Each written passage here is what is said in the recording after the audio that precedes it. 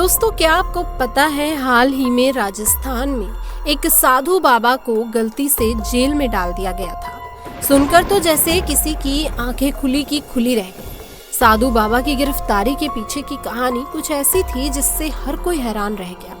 अब सोचिए, साधु की शांतिपूर्ण और साधारण जिंदगी से लेकर जेल की चार दीवारी तक का सफर कैसा होगा। आइए जानते हैं इस अनोखी और हैरान कर देने वाली घटना के बारे में।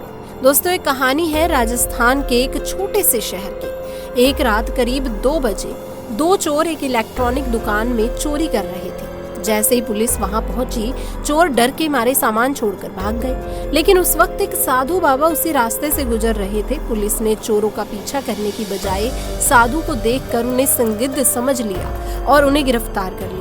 पुलिस को लगा कि शायद इस साधु का चोरों से कोई ताल्लुक है, इसीलिए उन्होंने बिना ज्यादा पूछताछ किए साधु बाबा को जेल में डाल दिया।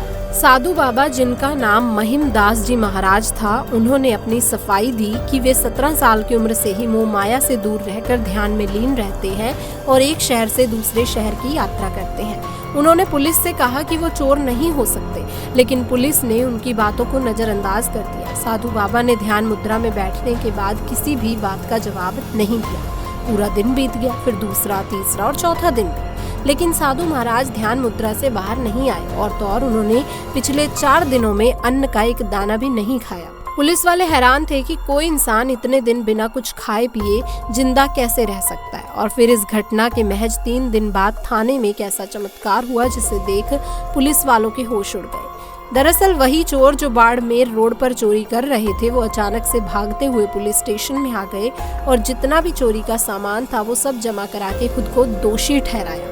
वो दोनों बहुत ही ज्यादा डरे हुए थे। जब पुलिस वालों ने उनसे पूछा कि तुम भागते हुए क्यों आ रहे हो, तो उन चोरों ने बताया कि एक दिव्य साधु हमारे सपने में पिछले 3 दिन से आ रहे हैं और हमें चेतावनी देते हैं कि तुमने जितना भी चोरी का सामान इकट्ठा किया है वो सब जाकर पुलिस स्टेशन में जमा करा दो। पहले तो हमने इस बात पर ज्यादा ध्यान नहीं दिया, लेकिन उसके बाद हमारे जीवन में इतनी परेशानी आने लगी जिसके बाद हम पुलिस स्टेशन में आकर ये सारा सामान जमा करा रहे हैं। पुलिस ने उन दोनों चोरों को रिमांड पर लिया और कहा कि तुम दोनों की गलती की सजा पिछले 3 दिन से एक साधु को मिल रही है। लेकिन जब उन दोनों चोरों ने उन बाबा को लॉकअप में देखा तो उनके पसीने छूट गए, क्योंकि वो वही बाबा थे जो 3 दिन से उनके सपने में आ रहे थे। पुलिस वाले भी ये बात जानकर आश्चर्यचकित रह गए।